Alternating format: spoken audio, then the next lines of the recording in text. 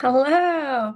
I've never done one of these lives before, but I have been meaning to get work done on this crochet project I've been doing and meaning to post a video. So I decided why not combine these together and just do it. So here we are. I have been making this beautiful project. It's a pattern by erinmaycrochet. It's called Bumble Bumble Blossom Daffodil. So I have all the little pieces here that I've been working on over the past couple of months, and I am ready to put this together. So here we go. I love her patterns. They're beautiful. They are well designed and have a lot of relevant, important detail.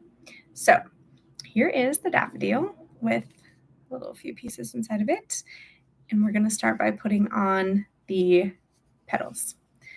She has like photo diagram over here, which I'm not going to show you. You can go buy her pattern, check it out if you want to, but I will be referring to it as I put this together. So I have these petals and there are 6 of them. They're going to go right here around the edge. So she said they end up being pretty close together. So I'm going to go ahead and just put one on. She shows like using little pins to stick it together, which is probably a very good idea, but I'm just going to wing it and see how it goes. So I have my little bag of tricks here. So it's like this little zipper pouch, and I have a video about what I keep in mine. I'm always so curious about what other people carry around and make sure they always have with them when they're working on projects. But I have my little bent tip needle, and I'm going to just put on this first petal right here.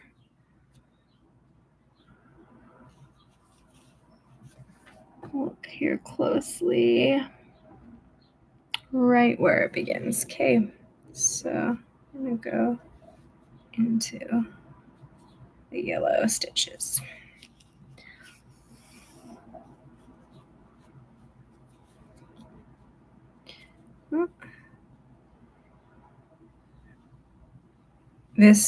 My plan was to have this little project done for putting out in the spring, which is still technically spring.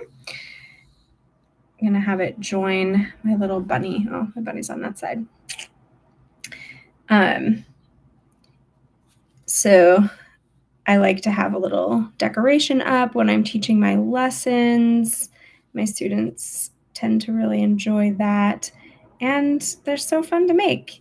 Give me also new knowledge and ideas. I like trying out other people's patterns. I actually found this pattern through one of my students. She did another one of erinmaycrochet's patterns. She did it to give to her French teacher. And I just really, like I said, I really like the way, I do not like this actually. So I'm sewing this on and it looks like you can still see the yellow where that is. So I am going to take it out and try it again. Down lower so that it's not split.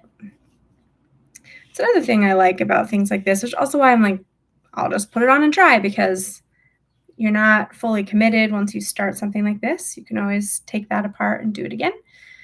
And that is a very liberating thing to realize, that there's room to test things out and try again. Okay, so now I'm going to go into the green instead of the yellow.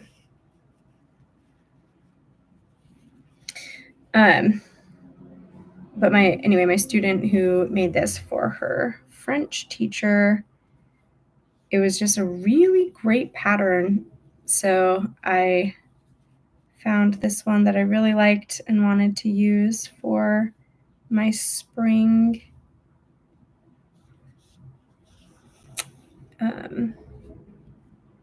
display. That's the right word, or a right word.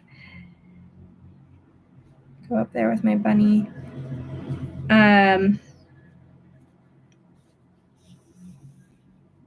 And this is definitely, oh yeah, that looks a lot better.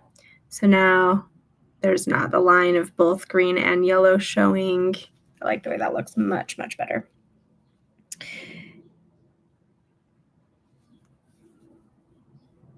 Okay.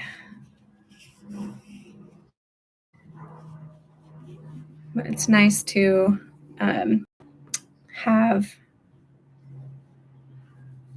find designers and patterns that you like, because then when you want something else, you can go back to them and find something that you already know that the style and the way that they talk about it will make sense to you. I feel like that's a very important piece of the puzzle.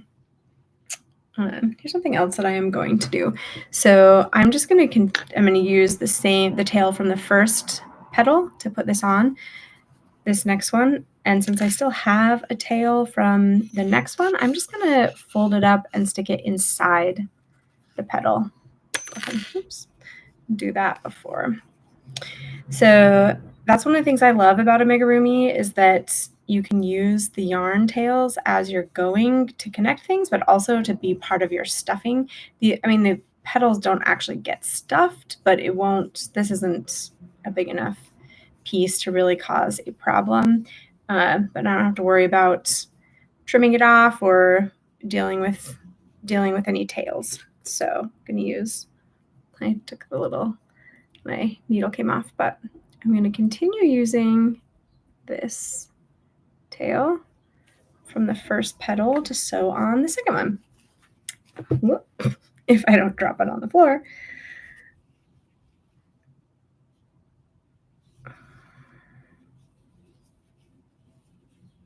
And she said they needed to be very close together, so I'm actually going to put the first stitch into the same one as the last one, just to get them really close together. And hopefully I won't need to take it out and redo, but that's where, like I said, she does have detailed instructions that includes like a picture tutorial of what she did, and she definitely pinned hers in place. There's a great value in doing that too, because then you don't have to spend the time to unpick. If you don't like how it is, you just unpin it, rearrange, and then go put it on again. So I know my mom and dad used to tell me things like, that phrase, do what I say, not what I do. And maybe that's part of what's happening here, where I would say go ahead and follow her directions, especially if you haven't done something like this before. And yet here I am doing whatever I want. And I also just realized when I did this one, so these are like a little bit floppy. So I know I just said that I did use the same tail to connect it, but this time I'm going to switch because I can end up using this tail to connect the sides together if I want to, or do a second round that will end up pulling the petals up a little bit higher. So here we go with the third petal.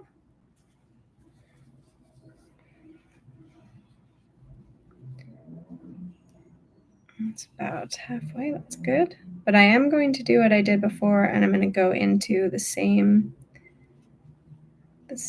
stitch. That does kind of help them overlap a little bit, pulls them really close together, and gives a little more stability and structure to that point where they are being joined, which are often some of the hardest. Really, that's where there's a lot of strain where things are being joined. So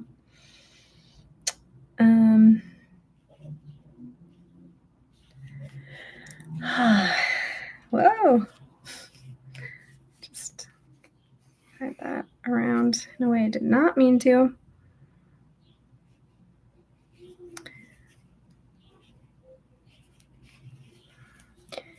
Definitely have a lot of spring weather here that I'm very much enjoying. It hasn't gotten too hot. Today's one of the warmer days that we've had. It's going to be a little over 80 degrees. but nice breeze, and it'll cool down a bit overnight, which I am very grateful for.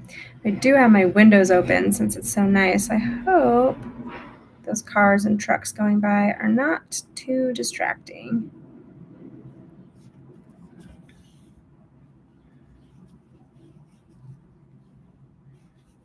Okay. Now I am going to hold up my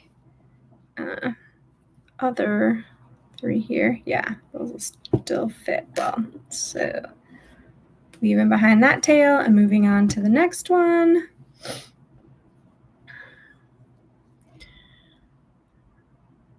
Oh. I also obviously just decided and just did this, but I'm curious if it would be helpful if anyone would want to know in advance, maybe plan some work time together, work on finishing something, or kind of watching and learning from the skill live, be able to ask questions as it goes along. So no one's here right now, but if you join or see this later and have thoughts, let me know.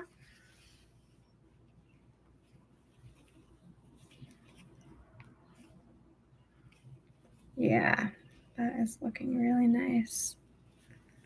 There's a little piece of yarn here, though, that is bunched up. Let's see if I can figure out which one that's connected to.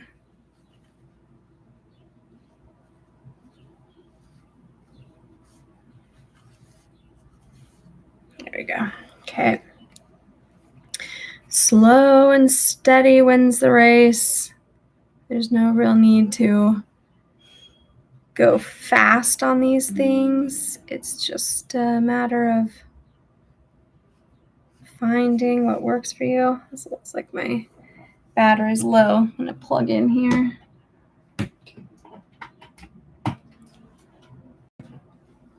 Rookie mistake. Should have checked that before I started.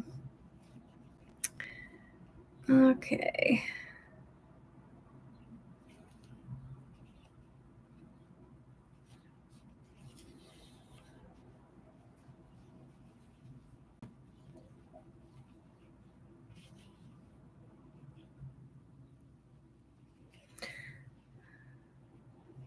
I love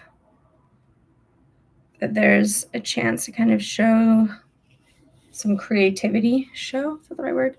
Express, use some creativity when you're doing things like this. Like, she designed this beautiful pattern, but we have the chance to kind of play around with how we're going to connect things, if we're going to, adjust or shape them in a slightly different way, which is a lot of fun. This one is not one that has I keep thinking it's on the other side. My bunny, there's another example. I love that pattern. It was a very fun one to do. It's called the Miffy is the name of this bunny. And but you get to play around with how you do like mouths and eyes and things like that, which is sometimes intimidating to people. But I find that it is a nice creative outlet to be able to do that, to put your own spin on how you are approaching a project. So I'm curious about that too. If people prefer to have things very explicitly written out, like stitch counts between the eyes, like, make sure there's four stitches in between and that it's on row 7, or if you prefer to have something more like put on the eyes based on the picture, or if it depends. And if so, what does it depend on? I feel like for me, some of it has to do with how new something is. If I've never done it before, I tend to appreciate having more detail. And then if I have done some of these things before, then having less detail and more flexibility and freedom is nice. Although, I guess in that case, if there is more detail, it can always be ignored. You can choose to do something a little different. And if there's not enough detail, then you may not have the information that you want or need. So maybe that's part of the answer. More detail to support anyone who wants or needs it, and anyone who doesn't want that level of detail can just ignore it. Okay, so here are 5 of the petals connected, and that 6th one's gonna fit right in there. Oh, it's very cute. Very excited. Oh, this is another trick of mine that I do a lot. I will create slip knots in my tails often to keep them from coming undone. So this one actually, I didn't know if I needed to do an invisible join or not, so I just did a slip knot that gave me flexibility to decide, which I don't need an invisible join for this because of how it's being connected. So I can go ahead and connect and tighten that one up. I figured it out after the first one and didn't. So this must have been the very first one I made. First one done, last one connected. Okay. Oops. Split my yarn there. Splitting yarn, not my favorite. What happens on the regular. Okay. I also always forget, I mean, I guess I did already say slow and steady wins the race, but the finishing parts of things like this take a bit longer than I anticipate. I always think, oh, I'll just, now I'm done, because I've done all of the stitching part of it, but turns out that's often not the case. I do also find it satisfying that it's called finishing when you are finishing your project. That all of those last little pieces are being identified as part of the process. It's not done until the finishing work is done. And I guess crochet is not the only place, or knitting, yarn craft is not the only place that happens. Finishing work is also a big part of like woodwork and things like that. So yeah. All right. Got all of the petals attached. And like I said, I'm going to leave those tails now. It's kind of like flopping down. And if I decide that I want to kind of help them fold up, I may end up doing a little connecting between the petals. So I'm going to take a look here at what she says to do next for finishing, which is to add the center, this little part. And she says you can do it with glue or just using the tails. And I don't have fabric or yarn glue right now, so I'm opting for using the tail to do that. Although actually I'm going to tie these two together before I do that. I don't know if that's necessary, but it kind of seemed to me like they were a little bit like floppier open than I want them to be. So I'm just going to tie the tails together with a little square knot here and help kind of close that circle up. Fluff those around. And I also actually think that I am going to trim one of these a little bit shorter.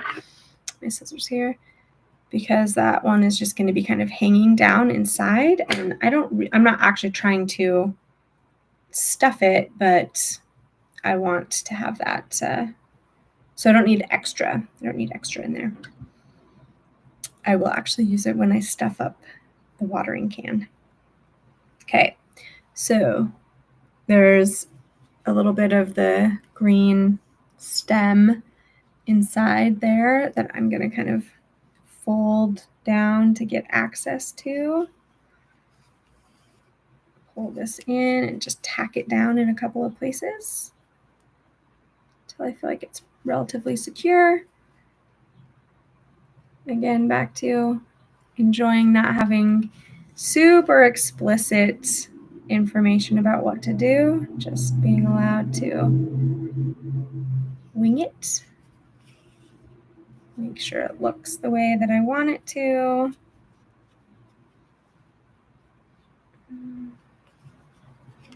One more over on this other side here.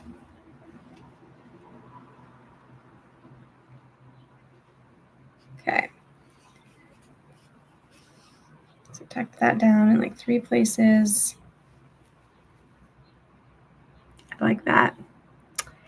So now I'm going to do my other favorite trick, which is to just put my needle through the project and come down somewhere pretty far away. Again, double check that it looks how I want it to, which it does. So I'm going to just put a little bit of pressure by holding on to the project and pulling here. And then I'm going to snip. And you can't even tell where that came out. I love that about amigurumi. Okay, so that part is done and connected. Now we get to position these leaves, which I did the same thing. I left stitch markers on here, so get to remove those. And I did my classic put a slip knot in the tail to finish that off. And this one, I am going to just do the invisible join. So instead of bringing the tail through the loop, I'm going to bring it all the way out. So that didn't actually create a little knot there, but I will do an invisible join to close this edge up. Oh, I wrapped it around itself. I actually am working on making a video about invisible joins. Is that a tool that you have, or a skill that you have used before? Is it something that you are looking for, would be interested in? Stay tuned. A video will be coming about that, hopefully soon. 10 rounds up. So here she is giving some kind of specific instruction, but she also says about 10 rows up, 9 or 10 rows up. 1, 2, 3, 4, 5, 6, 7, 8, 9, 10. Okay. And long yarn tail. Okay. So this is another one where I think, let's see, my mom and my aunt used to do this all the time when they were sewing, and it always kind of weirded me out, and now I do it too. Do you have things like that were, yeah, like the signs that you're now becoming an adult or becoming your parent?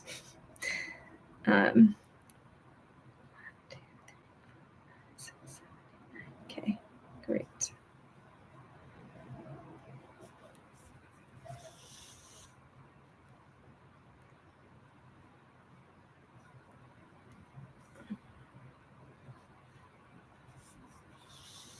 These leaves are going to go basically the whole way around the stem as well.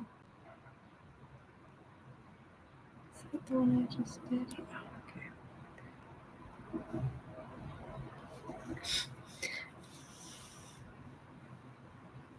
Oh.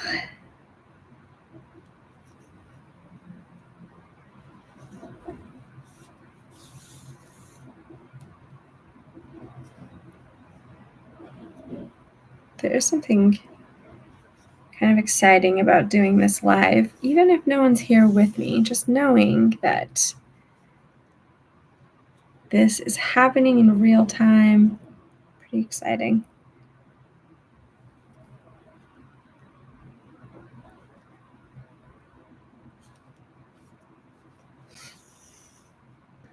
right, last little corner here. Seems like that is pretty even. Okay.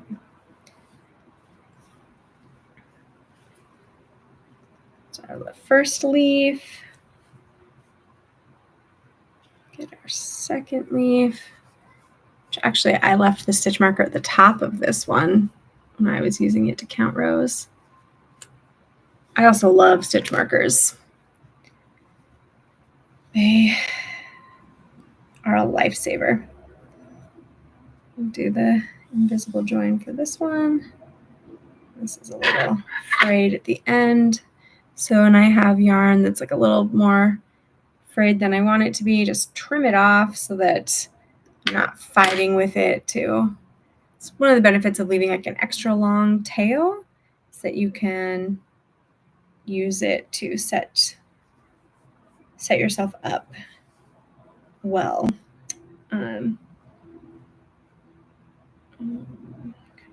There. All right.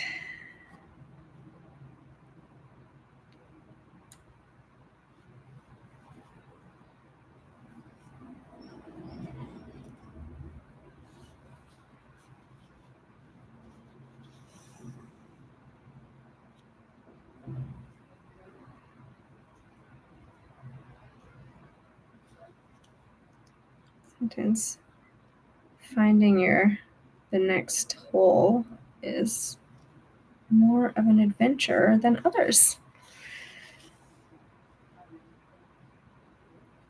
But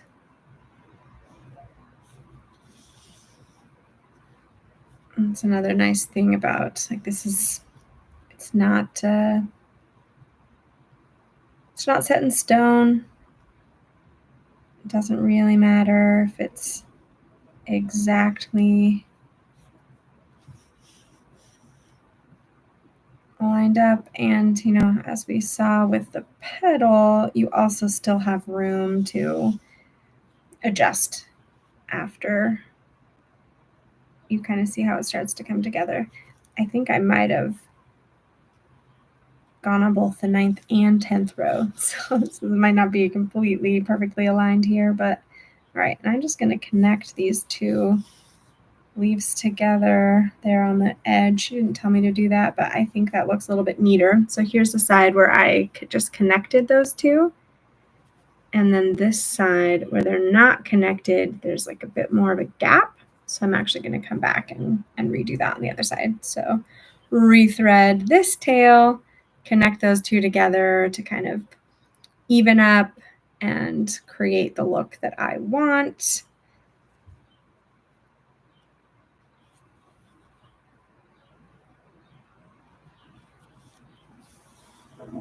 Just trying things will get you part of that. And this also, I guess, a little bit what I was saying about the petals.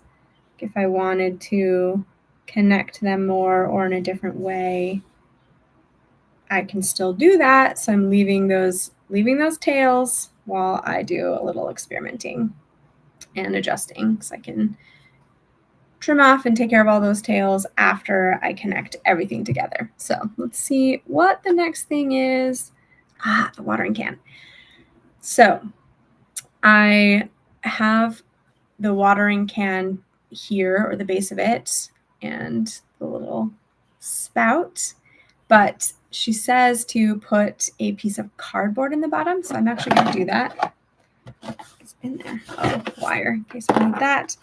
But I have this old or empty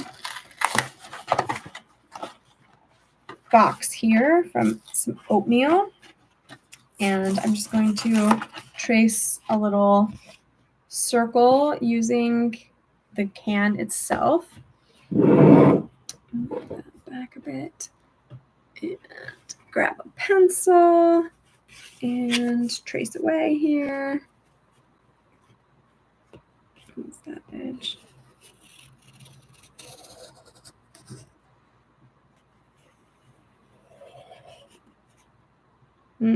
That looks more like an oval. I'm going to try that again.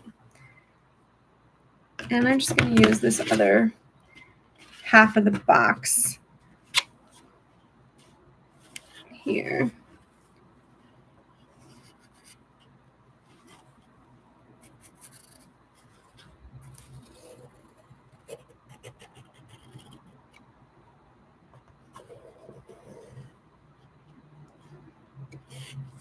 There we go. It's got the kind of same hexagon shape that was created with the increases. Go ahead and cut that out.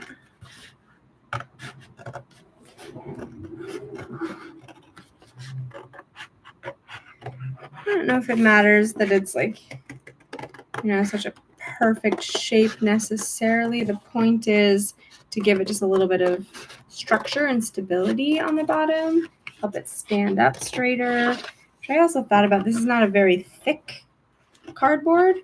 So I may end up doing 2 of them anyway to kind of give it the structure, but we'll see. Okay, so here's my little cardboard square, hexagon, circle thing. I'll put that down inside. Oh, that's nice. Yes, I like that a lot.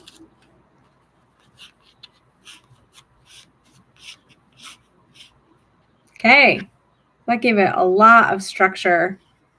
I am glad she gave that suggestion. I'm glad I did it. So put that cardboard box out of our way. And now see what the next thing she says. Extra stability, did it. Okay.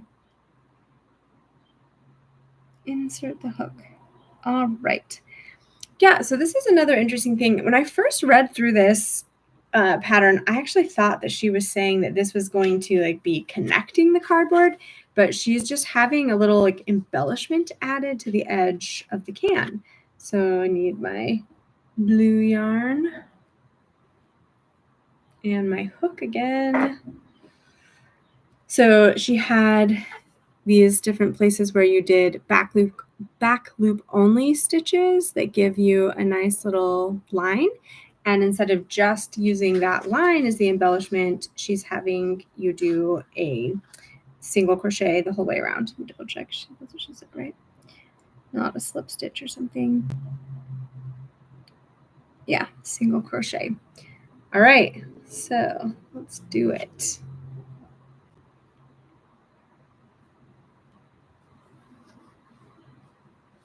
Make sure I have a little bit of a tail there.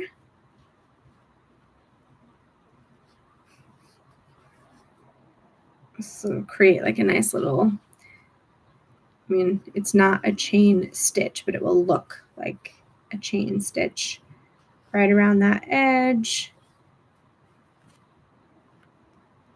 by just doing a single crochet in each of those. I don't know how well you'll be able to kind of see that. I think the not a set up for showing my work very well. Which I'll do. I will do that, more of that in the future, but today what I wanted to do is just make some forward progress. So thank you for humoring me, for being here with me, for watching along, and providing any thoughts and feedback. All right.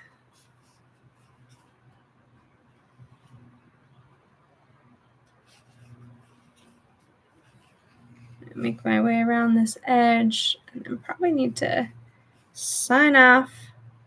May come back. Oh yeah, this is also, so it not only does it create that pretty little chain, little edge, but it's also going to make it stick out a bit from the watering can pattern that we have here. I also think I may, in order for that to really be highlighted, I may need to just go just a tiny titch in the whole way around here. Let's try that.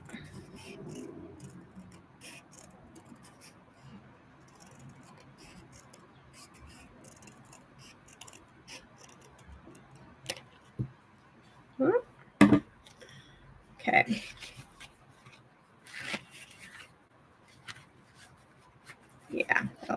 better. Okay.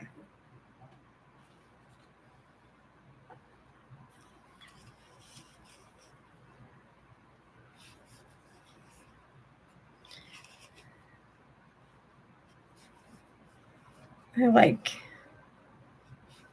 trying new techniques and learning new tips and tricks, having other people and the creative ways that they have come up with putting things together. I love it. And then can incorporate it, any of these things that I learn or see, I can incorporate that in future projects that I'm doing, which is really exciting.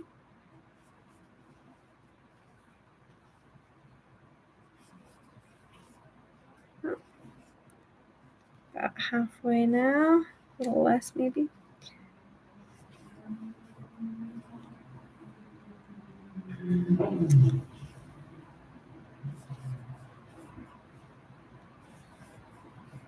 Oh.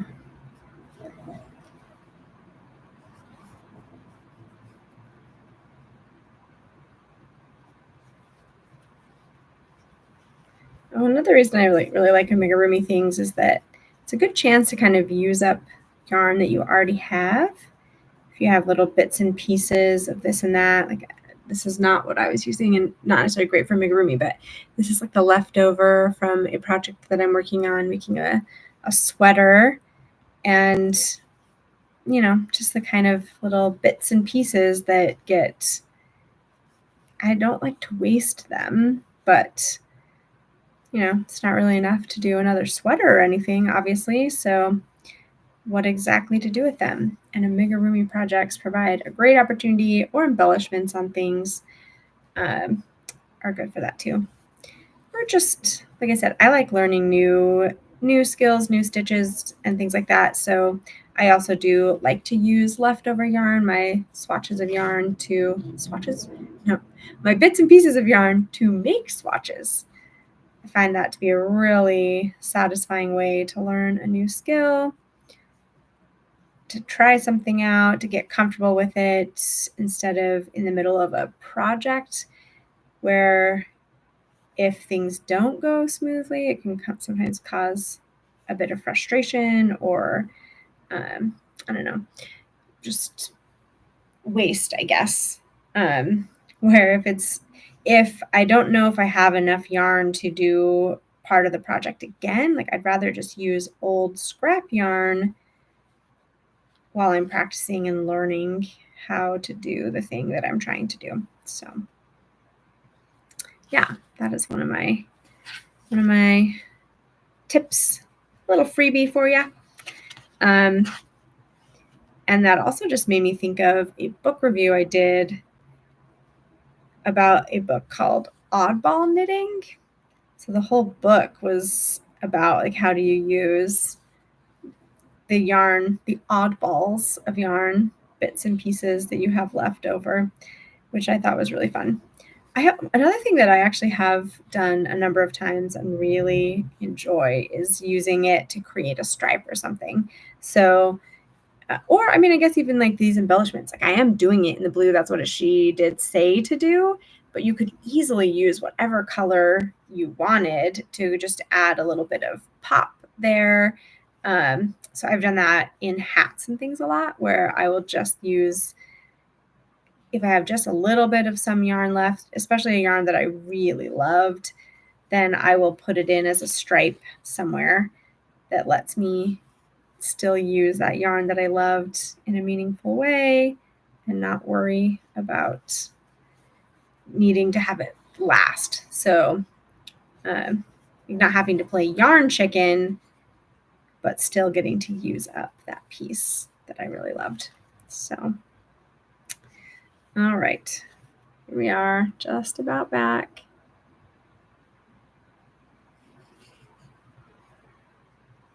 Two more here. Oops, that is not the, okay, it is okay.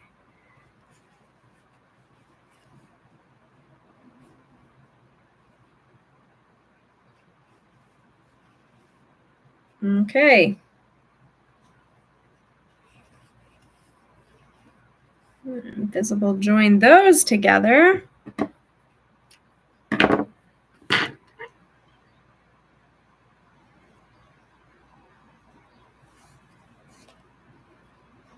And have that little base. Oh, that's so cute. I like that little edge. I don't know if you can really tell from that angle, but it sticks out just a little bit. I mean, obviously amigurumi is 3D, but this does add like a little bit more to that, the dimensional side of amigurumi. Invisible join. Okay, so now you can see that little edge, and I'm going to go ahead and bring both tails up inside the watering can and bring them up above that piece of cardboard. I'm going to tie a knot on the inside. One of the very first videos I made, I actually did with my niece. I was visiting her, my brother, and his family. She was 8 at the time, and she helped me film a video about whether or not to knot in crochet. I rarely, if ever, knot anything that I'm going to wear. I just don't like the way it feels, and so I don't do it. But if I'm not going to wear it, it's just going to be sitting on a shelf. Why not knot? Okay, there we go. Well, I have to get to some meetings and take care of some stuff, so I'll have to keep working on finishing later. But I am so glad that I decided to do this and created myself some external accountability, at least the idea of external accountability. So I may use this again as a tool to get some things done. And if you want to join with that in the future, let me know. I can announce it more in advance that I'm going to be doing it, and you can join in, ask questions live, etc. So thanks for joining. Have a great afternoon, evening, day, whatever it is that whenever you found me here. I hope all is well with you.